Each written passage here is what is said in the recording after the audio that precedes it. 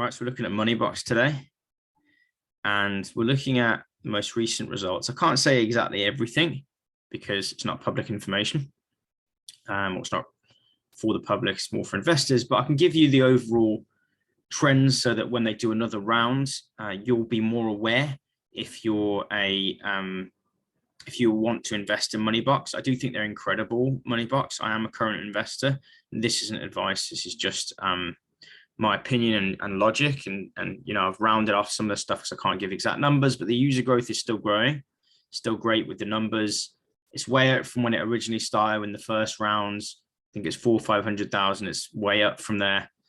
They have another metric called AUA, which is assets under administration. They don't actually manage assets themselves, Moneybox. They have they partner with funds and pension funds and people like that. So they have, their metric is assets under administration, AUA. That is also up into the billions now, which is fantastic. What else? They've increased their rates for savings because the base rate's gone up, across the world, including in the UK, and they've increased savings rates for people that are interested in savings. They get a better rate. They're adding US stocks, so you can actually invest in individual US stocks on Moneybox. I think they're adding that now. It may already be added by the time you watch this video.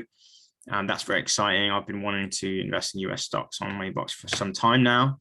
And the third thing is they're adding the US shares to all existing ISAs. ISAs is an individual savings account in the UK. Tax efficient way of saving. I think it's probably similar to some other things around the world, but it makes investing very tax efficient. What else? Their team news, they've grown to over 300 people. They're extremely profitable. They have high margins. I'm going to talk about this in a moment because I think it is really important, especially now when there is a risk potentially of a big recession, possibly, and not all fintechs are profitable. So let's look at the summary. Customers are going up, assets under administration are up, new products, they're highly profitable. I want to just give you a summation or summary of some other fintechs. If you think about Monzo is one of the largest fintechs in the UK. Is it profitable? No.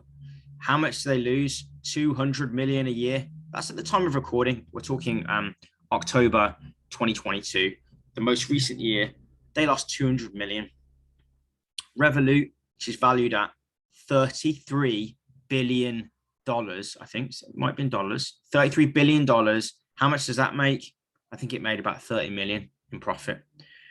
Now, Moneybox is not far off Revolut's profit numbers.